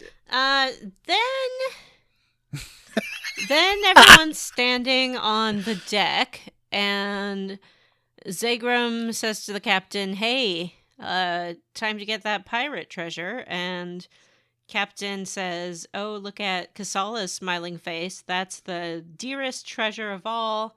Don't you think so?" And Zagram's like, "Oh, you're going soft." And then they have a romantic moment where the captain puts his giant meaty hand on Zagram's shoulder and says, "I've got everything I need right here." It's true. Yep. Aww. Yep. So, I don't think Zagram was super into it though. Well, I don't know, because we see him later still on the ship. So It's true. So maybe Zagram, who is the bearer of the Dragellum of Love, has learned to love again. So we stopped by Space Mom. Yeah. And she's like, "Well, thanks for everything. The sky's turned blue. Everything's great now." Mm-hmm. You got to go. Because they are existing out of time. They are 10,000 years ago. Right. So she's like, "Kasala, you can't stay here. Goodbye." And then after Kasala says her goodbyes and boards the ship, Space Mom is like, "My dear dead husband, our daughter will make a fine queen." And you're like, huh? Mm-hmm. And then so cut to, they are now back in present time, and suddenly there's a new planet there, and it's Mariglen. It's returned to the system where it originally grew up. Yeah. I don't know. Do planets grow up? It grew up. Or originally lived. Mm-hmm. And we stop by the planet, and it's the future on that planet. Everything looks really high tech. Mm-hmm. And Kasala's like, "We have to go see this." And she gets off the ship, and the Burger King mascot with the creepy head, comes up to you and is like, "Kasala, we have waited 10,000 years for you. We have your mom's tiara. You should wear it because you're queen now." Yeah. And Papa and Jaster just immediately start nagging her. They're like, "You're not queen material. You can't be queen. You're terrible." They nagged her earlier when they were talking to Space Bomb, when Captain Papa said, "Oh, she's like a son to me," and then oh yeah, that was amazing. Yeah, and then Kasala was like, "What?" And then Jester's like, "Nah, she's more trouble than a son," and they're all like, Oh yeah, that was kind of, I thought that was going to be the end of the game, because they were all laughing because Kasala was so mad at being called a son. She's like, "Well, more of a tomboy daughter, but she's a real handful is what I'm saying." Yeah. And everyone just starts laughing in that Star Trek end of the episode original series thing where everyone's like, "Ha ha ha ha, freeze frame." It's not the end, and they've got more nagging to do. It's insane. They really do. I literally phrased it the same way to myself. I'm like, they're nagging her. Yeah, they queen. This they is insane. really tear into her. Listen, you helping us out on the ship is basically the most you can expect out of your life, so you should really do that. Yes. I mean, this queen thing won't work out. You don't have the skills or the level of seriousness. Literally tell her, you don't have what it takes. Yep. And then she's like, "Fuck you guys, goodbye." Yep. She takes the tiara and goes off, and they try to follow her and are held off by the guards. Mm-hmm.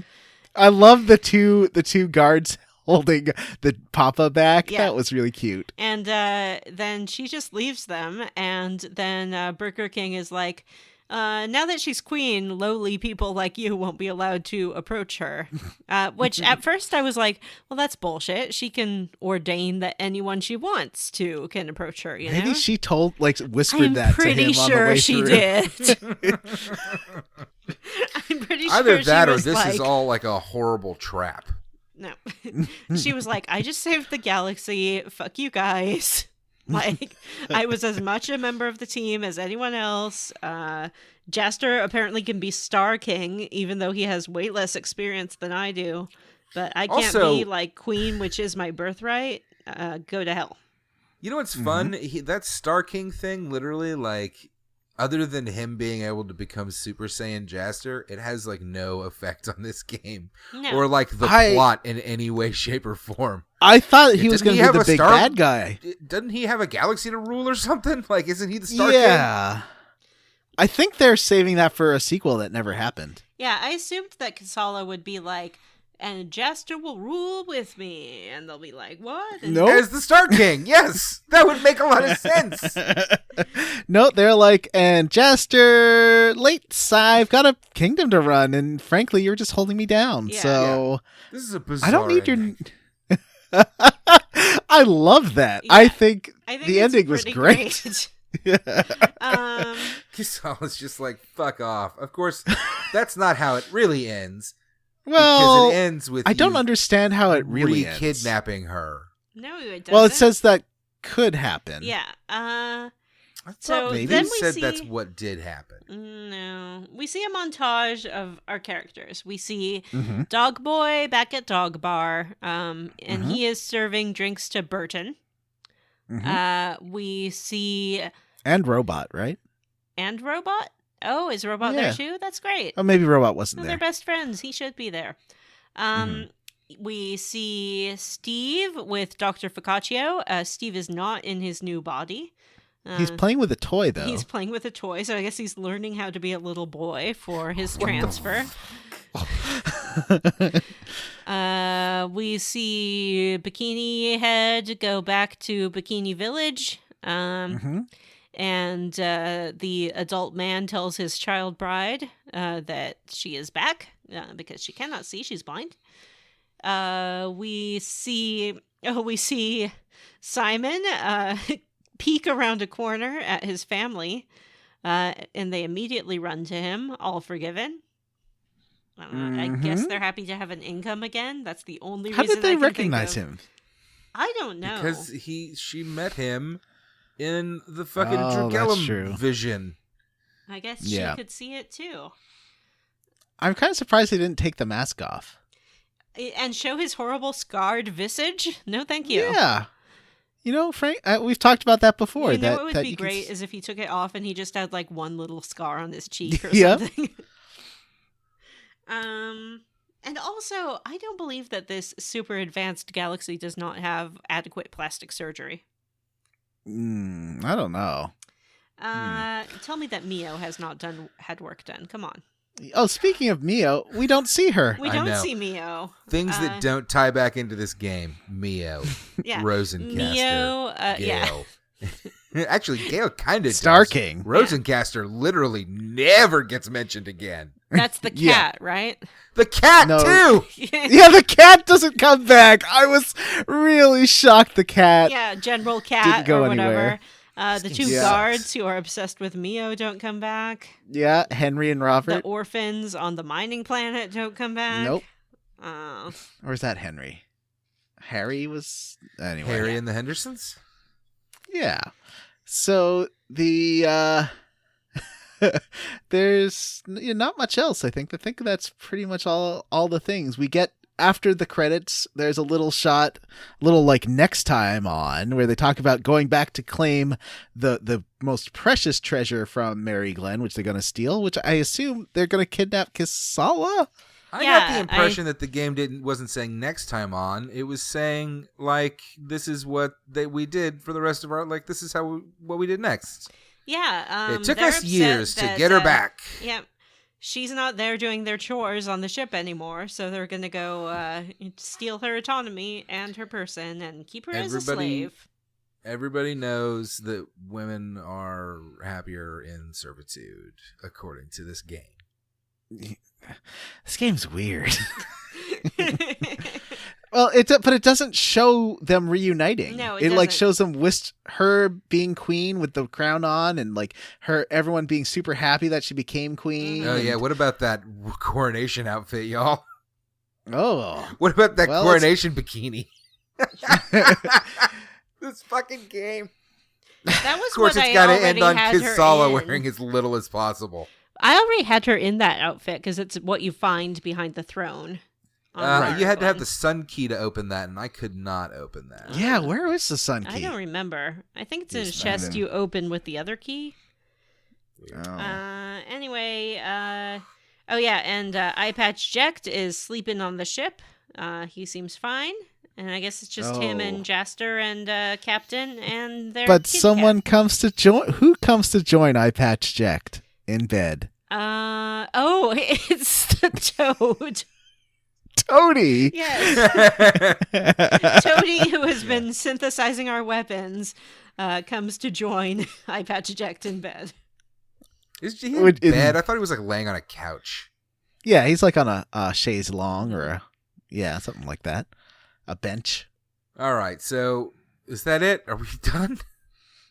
That's it. Uh-huh. Oh, The game God, we're the game at does an seem hour to be 50. open to a sequel.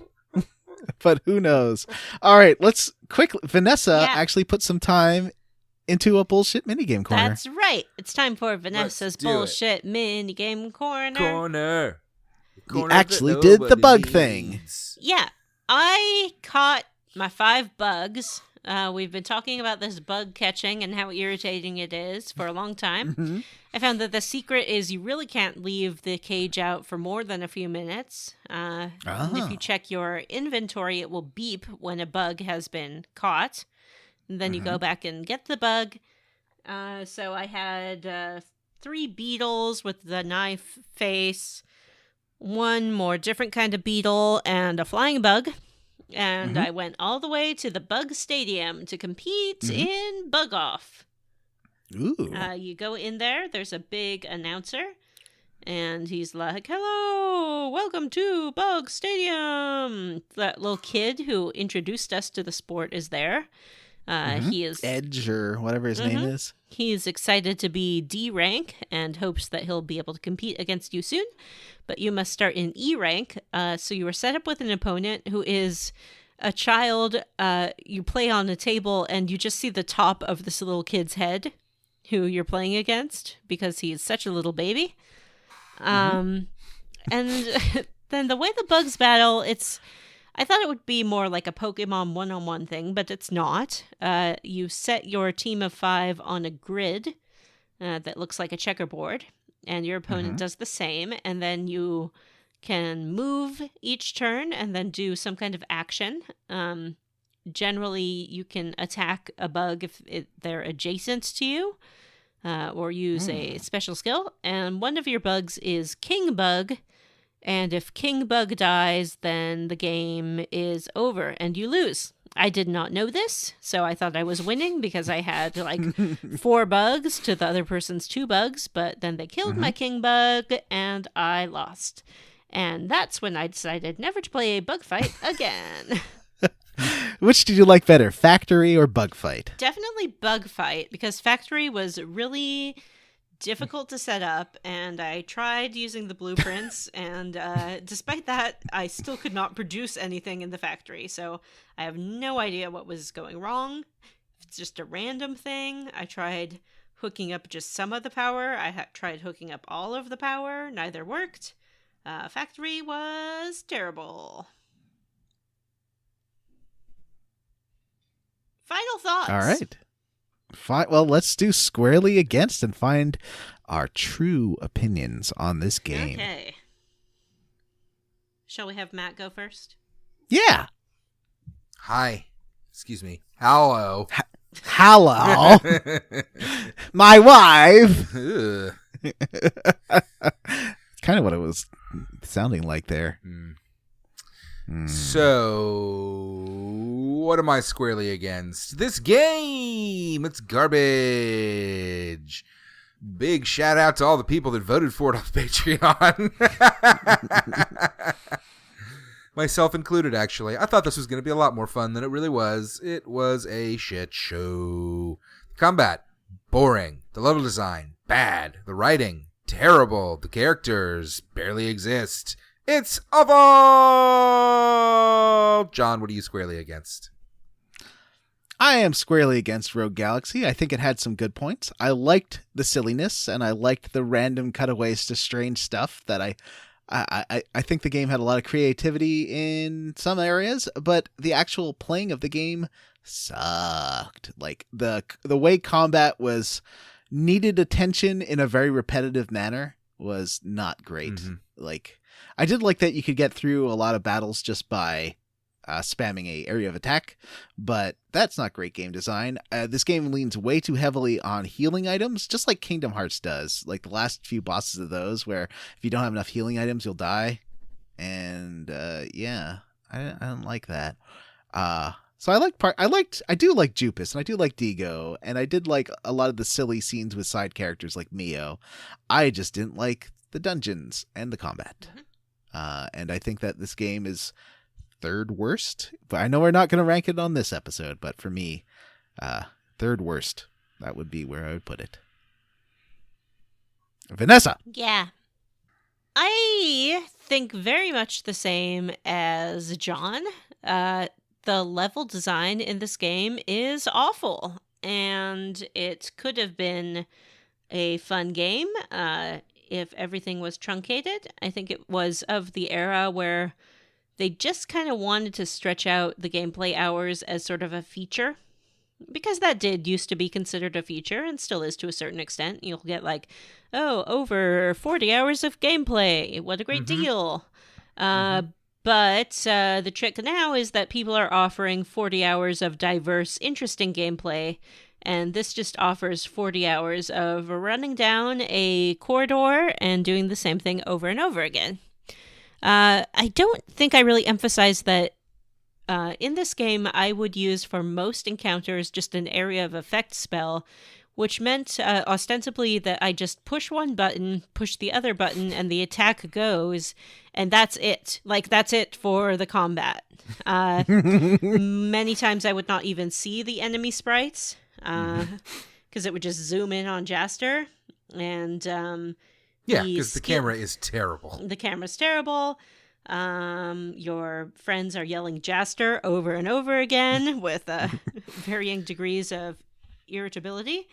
They really talk some shit to you, too. They do.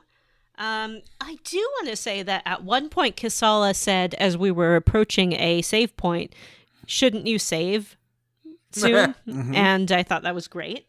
She told me I had been playing for too long several times at one point. Oh, really? I left the game on, and she, like, one of these levels, she followed me around just saying, like, shouldn't you turn it off? You've been playing for a long time. And I was like, that can't even be interpreted as something she might be saying to Jaster. That's literally her talking directly to me, the player. Well, I kind of appreciate that. I appreciate that Kasala was looking out for me, the player. Yeah, I like the characters, for the most part.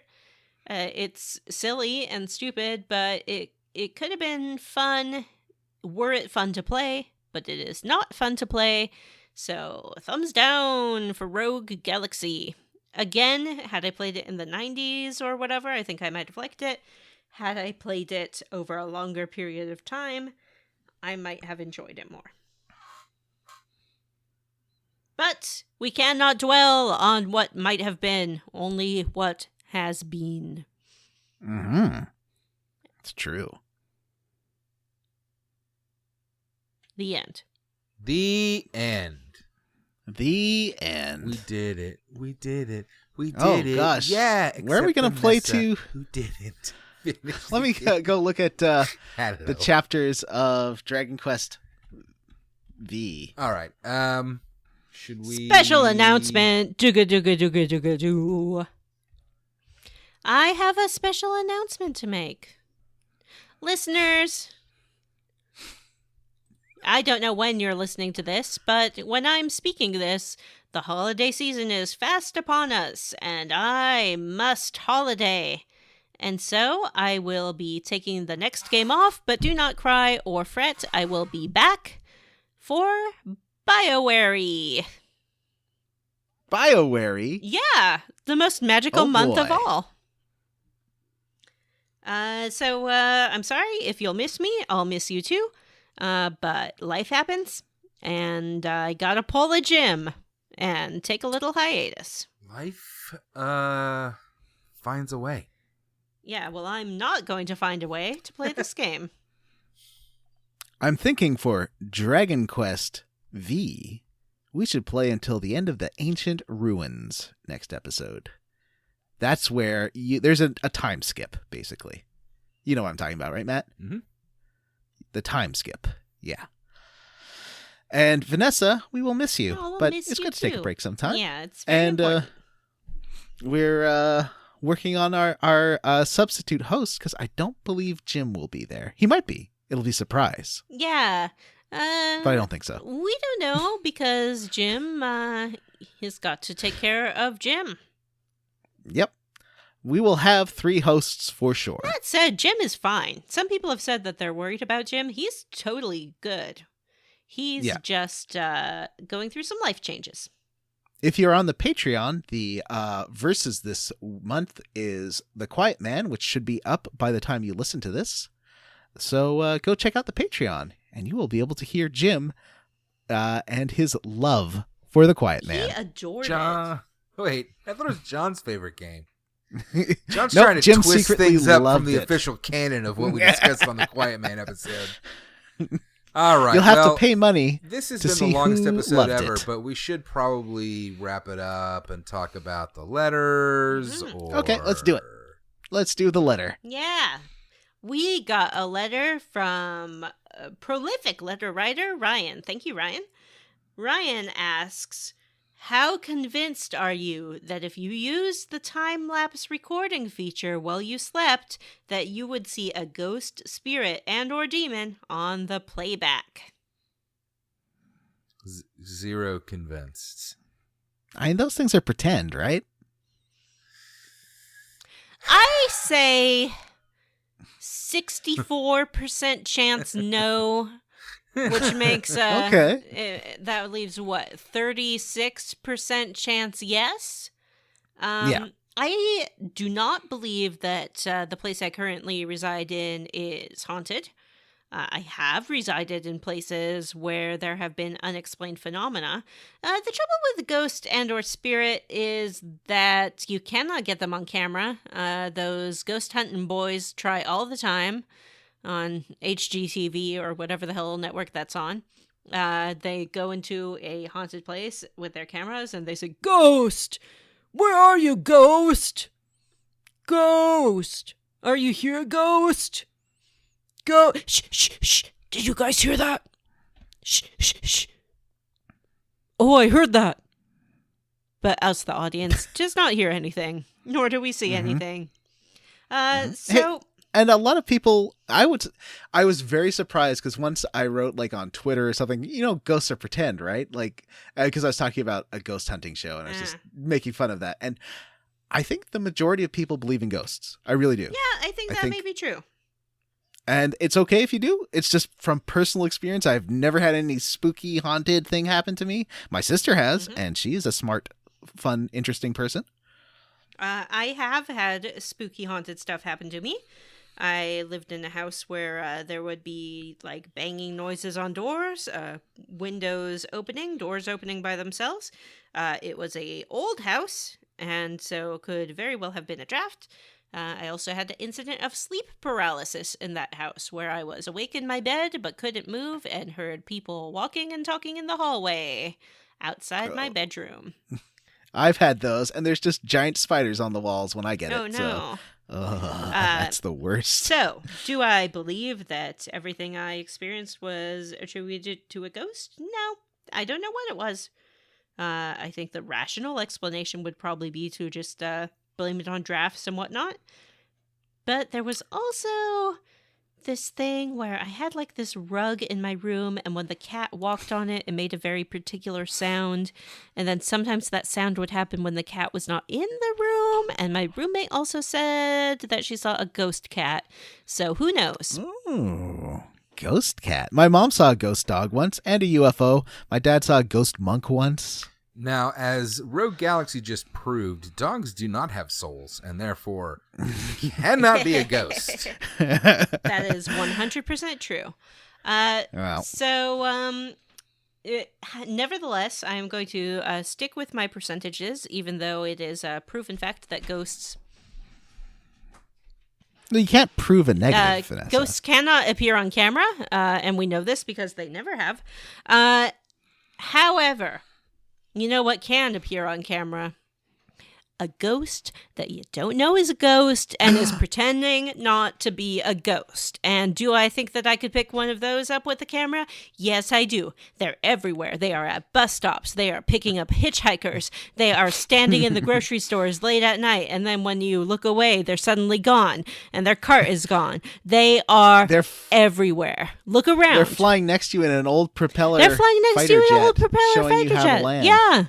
They're everywhere. They're like, you watch these Hallmark movies at Christmas time and there's like the magical guy and he's like, oh, why don't you go to this shop? And then your soulmate's there and he's like, hee hee hee. And people are like, oh, what was that? A happy elf? A Santa Claus? No, that was a ghost. It was a ghost pretending to be a human.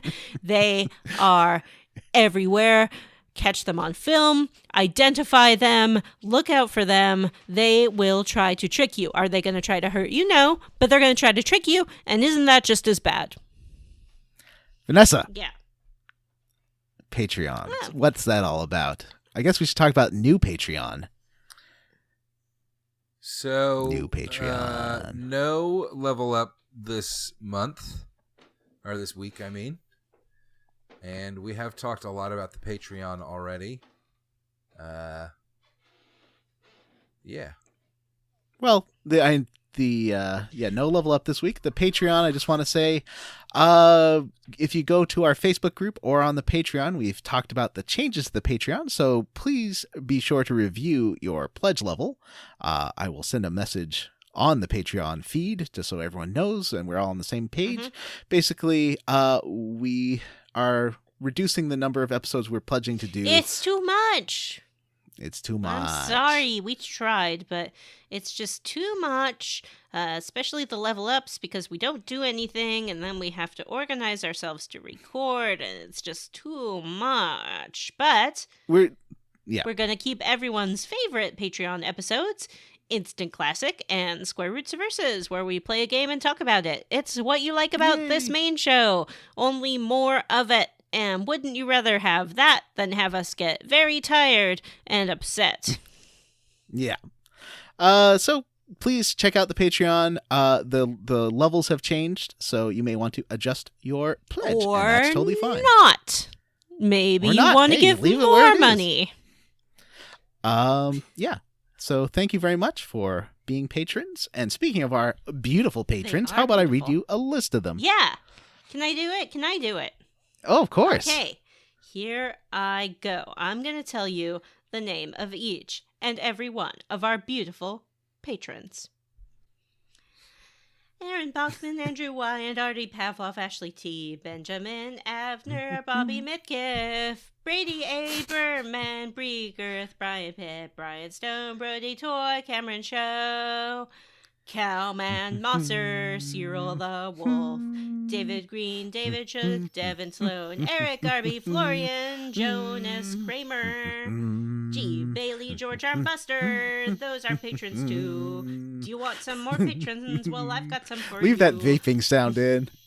Go to Paris, France, Go Cry Wolf, Gregory, Huxley, Iguana, Jake Dickerson, James Hosletler, James Blatt, Jonathan Ellsworth, Jonathan Lee, Joseph A. Rogers, Josh Anderson, Julia Zanelli, Julian Titus, Justin Benoit, Justin Ham, my mom, Matthew Jorgensen, Mecca Con, Megan Sullivan, Meredith Anderson, Miguel Torres, Mon Calamari,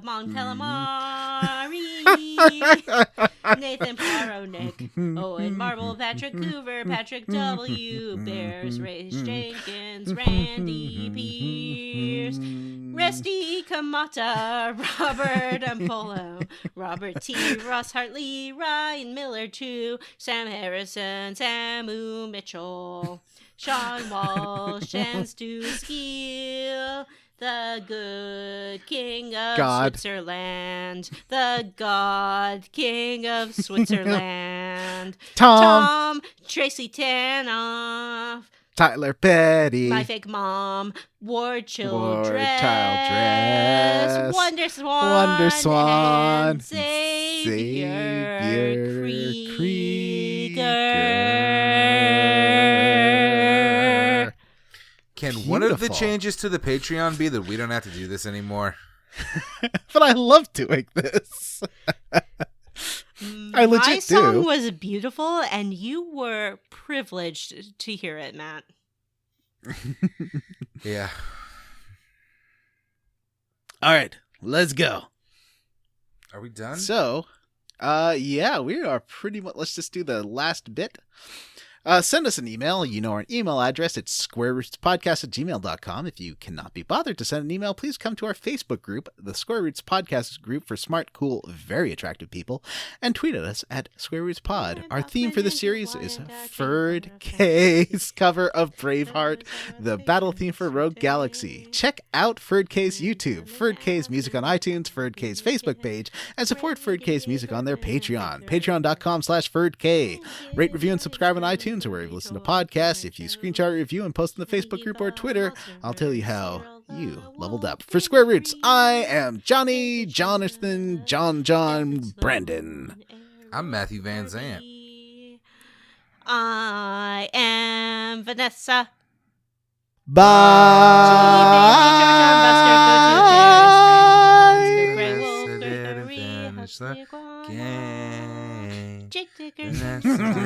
Didn't finish the game. The game. Hello.